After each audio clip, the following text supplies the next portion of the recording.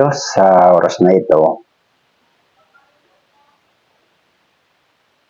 Nakakasama naman po tayo sa Mexing Sandali sa pagbabahagi ng salita ng Diyos. Ito ang ikalimang principles of God na ating tutunghayan dito sa Genesis chapter 5 verse 22. 21, sabi, and Enoch lived 60 and 5 years and begat Methuselah. 300 years and begat sons and daughters. And all the days of Enoch were 360 and 5 years. And Enoch walked with God, and he was not, for God took him. Ang content po natin ngayon ay ang pasulyap ng Diyos tungkol sa rapture. Kinuha ng Diyos si Enoch ayon sa salita niya. Ayon sa salita ng Diyos na pinasulat kay Moses. Ngunit kung ating titingnan ang sulat na ito, ang katotohanan ito, ang panuntunan na ito ng Diyos, hindi idinitalye kung papaano si Enoch lumakad na kasama ang Diyos. So nais ng Diyos dito ipakita sa atin na isang sulyap. Pinapasulyap sa atin ng Diyos na buhat pa man sa aklat ng Genesis, yung kanyang plano at layunin ay naroona na isang araw ang Diyos magdadala ng tao sa kanyang presensya sa langit na hindi dadaan sa kamatayan. Sapagkat si Enoch ay hindi dumanas ng kamatayan, kundi bigla siyang nawala, kinuha siya ng Diyos sapagkat siya'y lumakad na kasama ang Diyos. So dito, ibinapakita ng Diyos sa atin yung kanyang pasulyap para sa atin. Para sa ating kapanahunan, upang ating makita sa pagsulong ng panahon, sa paglakbay ng pananampalataya. Ito yung magiging lampara at ilawan upang tayo ay tiyak na makarating sa nais ng Diyos na ating pupuntahan. Sa oras na ito, ating babaybayin ang proseso sapagkat nang ipasulat ng Diyos kay Moses, maiksi lang. Uod na yung ipinasulat, walang detalye kung paano si Enoch lumakad, nakasama ang Diyos, at kung paano yung sistema ng paglakad ng Diyos at ni Enoch. So maiksi lang, tatatlong verse lang. Enoch walked with God after he begat Methuselah 300 years and begat sons and daughters. And all the days of Enoch were 360 and 5 years, and Enoch walked with God, and he was not, for God took him. So wala tayong idea kung paano lumakad si Enoch. Ngunit sa aklat ni Ezekiel, nang pumasok ang kasalanan, at kung paano nilinis ng Diyos ang puso, ang buhay ni Enoch, at nagustuhan ni Enoch ang Diyos at lumakad ang Diyos kasama ni Enoch, at kung paano nagustuhan din ng Diyos si Enoch upang lumakad sila na magkasama. Sa aklat ng Ezekiel, dito ating makikita, may proseso ang Diyos. Sa Ezekiel 36, dito ipinakita ng Diyos yung proseso para katulad ni Enoch, makakalakad man din tayo kasama ang Diyos.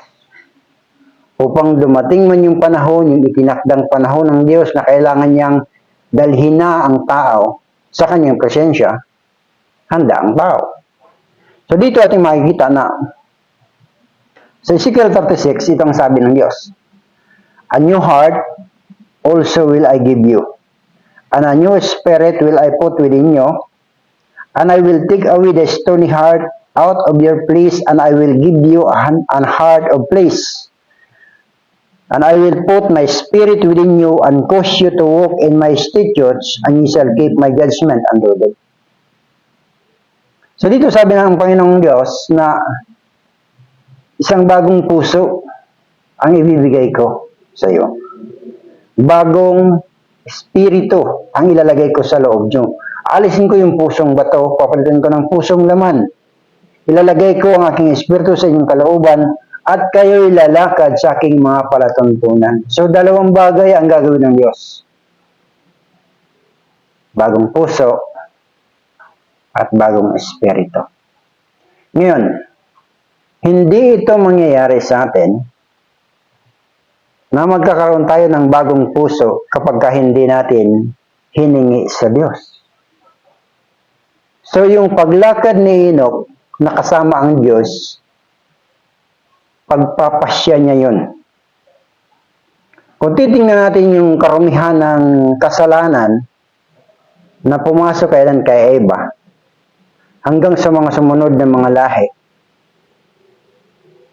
makikita natin yung kanilang pagsamba sa mga Diyos ng sanlibutan ito. So dito ating makikita na ang pagkakaroon ng isang bagong puso ay isang pagpapasya sa awit 51. Ito yung proseso ng Diyos. Create in me a clean heart, O God, and renew a right spirit within me. So ang ibig pala sabihin dito ng Diyos is, salita niya, ito'y desire ni King David na nang siya yung nagkasala laban sa Diyos, na bago ang kanyang puso, yung kanyang spirito na lumayo sa Diyos, hiningi niya sa Diyos, nalikhaan mo ako ng isang malinis na puso. Sabi niya, likhaan mo ako ng isang malinis na puso at magbago ka ng isang matuwid na espiritu sa loob ko. So, ang ibig sabihin pala nito na gusto ng Diyos, hingi natin sa Kanya. Kasi hindi naman niya tayo nilikha na robot. Nilikha niya tayo na may pagpapasya. Na kung gusto natin lumakad kasama ng Diyos sa buhay na ito, kailangan natin magpasya at hingin sa Kanya na alisin yung pusong bato at papalitan ng pusong laman. Upang tayo makalakad sa pagtuntunan niya. Kaya nga, sa Jeremiah chapter 32 verse 29, sabi ng Diyos, I will give them one heart and one way, that they may fear me forever for the good of them and for their children after them. So sabi ng Diyos kay Jeremiah, magbibigay ko ng isang puso at isang daan, that they may fear me forever. So dito ating makikita na ang nais ng Diyos na mapasama tayo sa rapture. Kung bakit, ito yung panuntunan niya. Walang shortcut papuntang langit. Kaya kung titingnan natin sa Genesis, na magkasala si Adan sa Eva, yung cherubim na may espadang nag-aapoy na umiikot,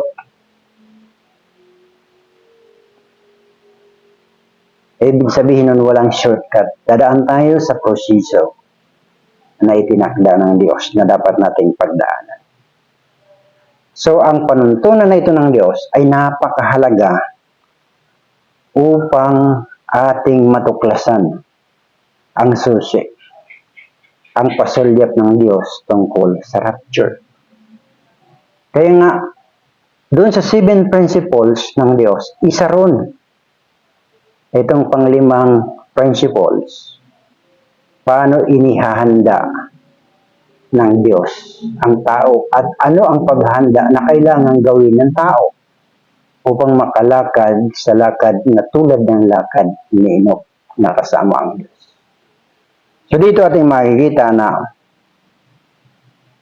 bibigyan tayo ng Diyos ng isang puso at ilalagay niya sa atin ang kanyang espiritu. Sa Ezekiel 36:27, sabi ng salita ng Diyos, I will put my spirit within you and cause you to walk in my statutes, and ye shall keep my judgment and do them. Sabi ng salita ng Diyos, ilalagay ko ang aking espiritu sa loob niyo at kayo'y lalakad sa aking mga palatuntunan. Dito ating makikita ang salita ng Diyos. Yun ang pagnanais ng Diyos. Ito yung mga panuntunan niya bago pa niya inilikha yung pananampalataya. Kaya kung titingnan natin na simula Genesis 1 hanggang Genesis 11, makikita natin dito yung iba't ibang pangyayari sa buhay ng tao. Pero dito rin naman, inilagay ng Diyos yung malalim na mga bagay patungkol sa pananampalataya na magiging lampara at ilawan sa paglalakbay ng pananampalataya na sinimulan niya sa chapter 12 ng Genesis. Kaya nga ang layunin ng video natin ay upang tayo ay magkaroon ng pagkaalam at pagkaunawa patungkol sa mga bagay na ito. Sapagkat sabi ng salita ng Diyos, walang nakakaalam ng mga bagay ng Diyos, kundi ang Espiritu ng Diyos. So, kung wala ang Holy Spirit na magsasaysay sa atin, na ang sabi ng Panginoon Hesus Kristo, pagdating ng Holy Spirit, malalim na mga bagay ang ituturo sa atin ng Holy Spirit. Buong katotohanan at malalim na mga bagay ng Diyos, alam ng Holy Spirit. Kaya binubuksan sa atin ng Holy Spirit niya ang mga malalim na mga bagay ng Diyos. Upang ang tao ay ihanda sa nalalapit na araw ng rapture. Kaya ang content po nga natin ay ang pasulyap ng Diyos tungkol sa rapture. So napakahalaga na ating makita ang mga panuntunan na ito ng salita ng Diyos. Sapagkat kung hindi natin makita paano lumakad na kasama ang Diyos sa Romans chapter 8. Ito ang sabi ng salita ng Diyos. There is therefore now no condemnation to them which are in Christ Jesus, who walk not after the flesh, but after the Spirit. So, ibig sabihin, hindi tayo pinalad na isilang ng kung saan ang anak ng Diyos ay nagpakahayag. Mapalad ang 12 alagad na nakasama nilang lumakad ang anak ng Diyos, ang ating Panginoon Hesus Kristo. Ngunit, ang Panginoon Hesus Kristo ay nag-promise ang Ama, nag-promise ang Panginoon Hesus Kristo na susuguin ng Holy Spirit. Sumapalad ang mga taong nakita nila ng mukhaan ng Panginoong Hesus Kristo at sila'y nagpasyang lumakad kasama niya. Sa panahon natin ngayon, mapalad ang tao na nagkaroon ng divine impartation sa Holy Spirit.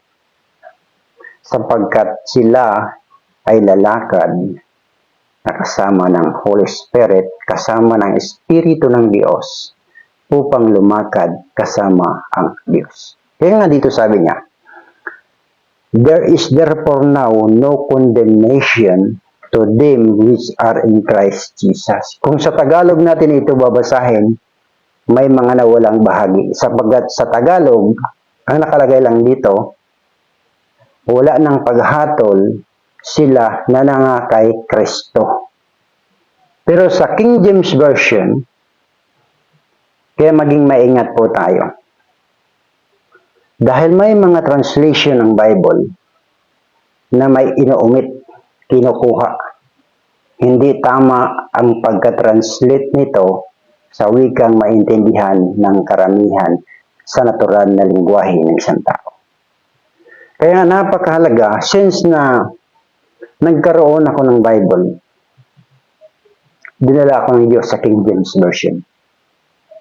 Malalim, pero mas higit ang kalaliman ng Holy Spirit upang hindi niya maarap. At kapag nagkaroon tayo ng impartation, ng kalaliman ng pangunawa ng Holy Spirit, matututo tayo, makakaunawa tayo, maging malalim yung mga bagay ng Diyos dahil sa Holy Spirit. So dito, kung titingnan natin ang Romans chapter 8 verse 1, ang karugtong nito, who walk not after the flesh, but after the Spirit, na lumalakad hindi sa laman, kundi kasama ng Espiritu ng Diyos. So dito ating makikita, sino ba ang mga taong ipinakikitang halimbawa na lumakad kasama ng Espiritu ng Diyos? Na bago sila lumakad, ang Holy Spirit ay nagsalita sa kanila kung ano ang dapat nilang gawin, at pagkatapos na marinig nila, naintindihan nila, nalaman nila kung saan ang direksyon, pinuntahan nila. Yun ang pagsunod at ang paglakad na kasama ng Espiritu ng Diyos. Yun ang paglakad pasulyap sa atin ng Diyos sa Genesis chapter 5 tungkol sa rapture. Tungkol sa pagdala ng Diyos sa tao sa kanyang pasyensya. So dito, sa aklat ng mga Gawa, chapter 8, kung nating titingnan, Gawa, chapter 8, dito natin makikita yung tungkol kay Filipi. Una, ayon sa Acts chapter 8 verse 26, ang anghel ng Panginoon. The angel of the Lord speak unto Philip, saying, Arise and go toward the south, unto the way go down from Jerusalem unto Gaza, which is desert. So nagsalita ang anghel ng Panginoon kay Filipi. Pumaroon ka sa lugar na yun ng ilang, sa dakong papunta ng Gaza. At siya'y pumunta roon, at pagdating niya doon, nakita niya ang isang karo, na may sakay na isang tao, na isang napakahalagang tao, na isang eunuch, na katiwala ni Queen Candace. Sa 29 verse 29, ito na ang sinabi. Then the Spirit said unto Philip, Go near, join thyself to this chariot. So, sabi ng salita ng Diyos, then the Spirit said unto Philip, Go and join thyself to this chariot. So, inutusan ng Holy Spirit si Filipi na sumakay sa karwahe kasama na yung tao na nagbabasa sa kasulatan. So dito ating makikita, ganito ang kaparaanan ng Diyos kung paano lumakad kasama ng Espiritu ng Diyos. Magsasalita ang Diyos. Magsasalita ang Holy Spirit, sasabihin ng Holy Spirit ang mga bagay detalyado. Kaya nga sabi, sumunod ka, pumunta ka sa lugar na yon, at nung nakarating na siya sa lugar na yon, sinabi ng Espiritu ng Diyos, sumakay ka, sumabay ka sa karwahe, sa chariot na sinasabi ng Diyos. At doon, sinunod at sumunod, lumakad si Filipi na kasama ang Espiritu ng Diyos. So dito, ito ating makikita. At ang ikalawa, na mga halimbawa kung paano ang tao lalakad na kasama ang Diyos. Sa chapter 10, dito ating makikita. Nang si Pedro naman ay pinuntahan ng mga tao na inutusan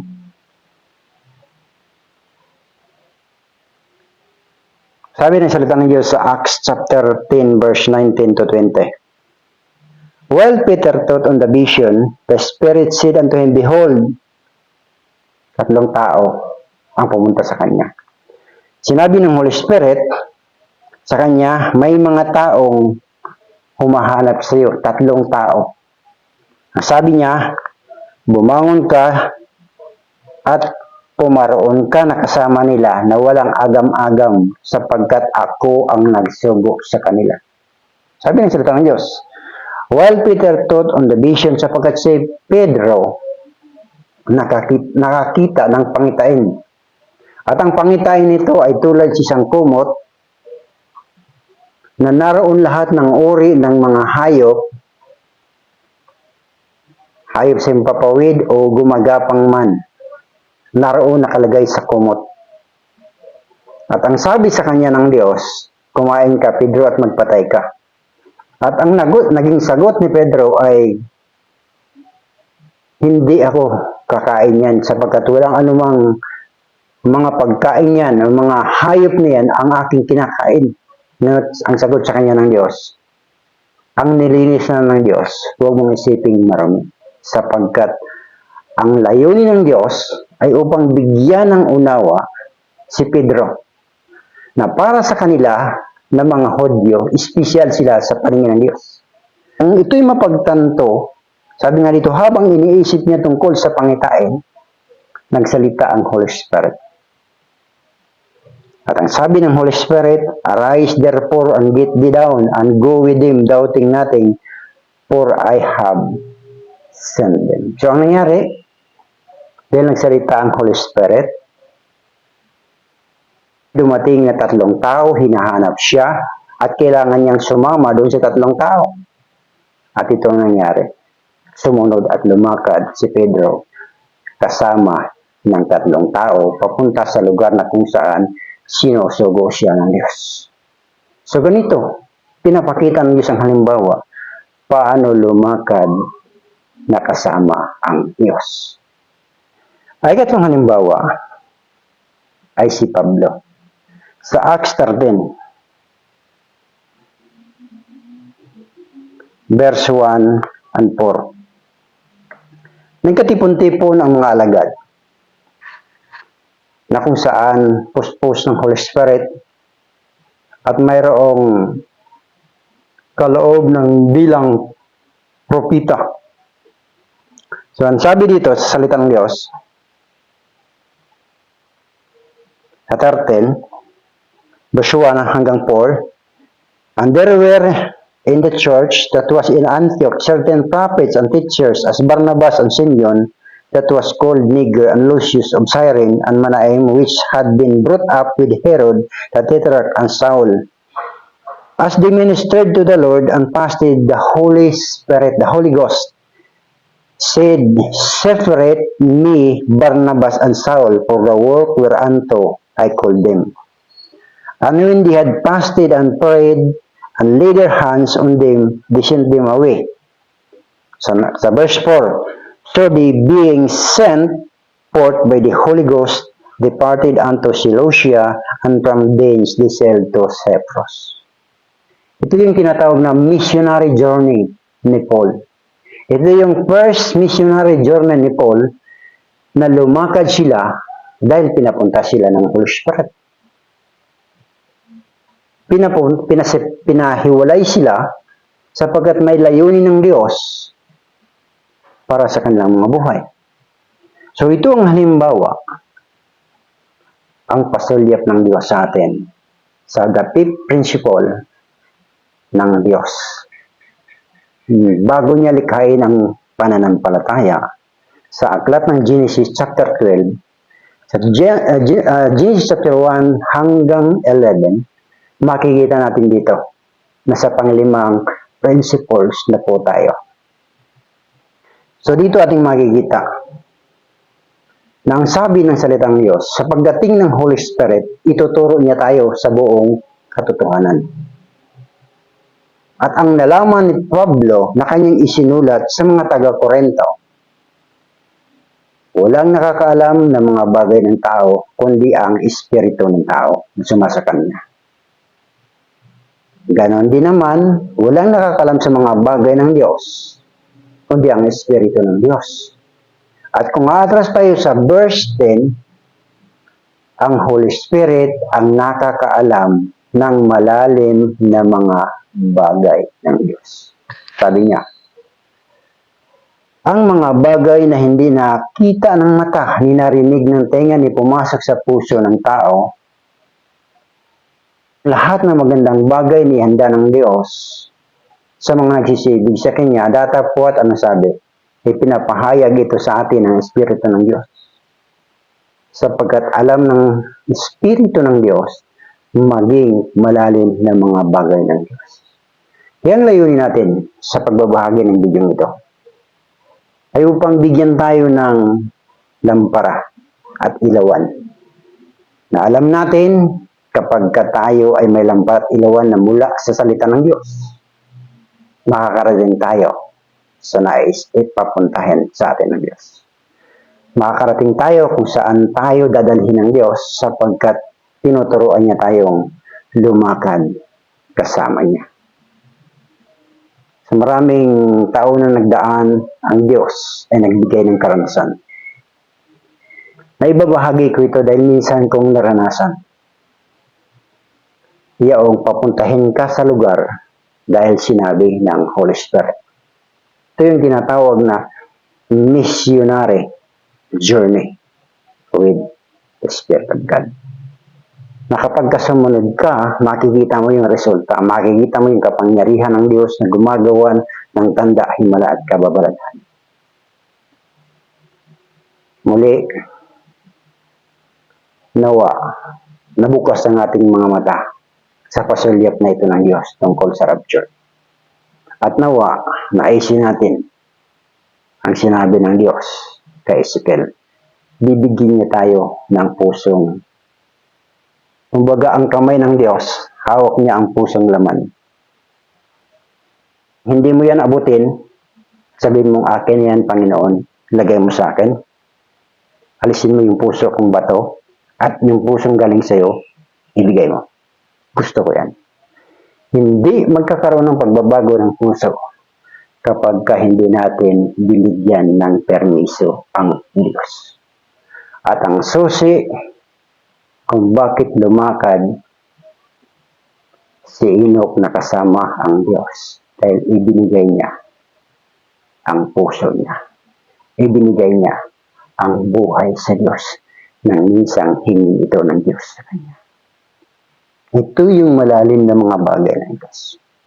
Hindi natin makikita yung detalye sapagkat hindi idinitalye kung paano nagkasundo ang Diyos at si Enoch at kung paano sila lumakad.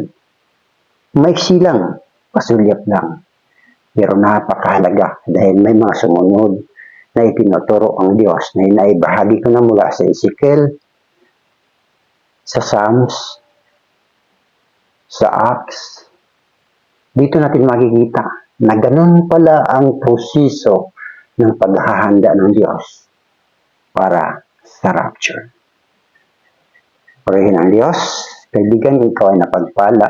Kung di ka pa nakapag-subscribe sa aking YouTube channel, please subscribe. Ang yung pag-subscribe ay napakalaking bagay upang tayo makapagpatuloy. At huwag kalimutan pindutin kung ikaw mag-subscribe ang notification bell all upang ikaw ay maging updated upang iyong mabaybay ang ika-6 at ika-7 principles ng Diyos. At pagkatapos nito, marami pang bagay tayong pag-uusapan, marami pang mga bagay na pinakita ng Diyos na aking babahagi, sapagkat ito yung katuparan ng vision na pinakita sa akin ng Diyos. So, kailangan kong sumunod, kailangan kong mangusap, kailangan kong ibahagi, sapagkat yun ang direksyon na ibinibigay sa akin ng Holy Spirit. Kaya, ang mga bagay na ito, na hindi sa akin, tinanggap ko lang at kailangan kong ibahagi. May mga bagay na ibigay ng Diyos para sa akin at yun ay akin. Ngunit may mga bagay ang Diyos na binibigay upang ibahagi. Yan ang layunin ng YouTube channel na ito upang ihayag ang malalim na mga bagay ng Diyos sa pamamagitan ng Holy Spirit. Sa Diyos ang papuri. Subscribe na po.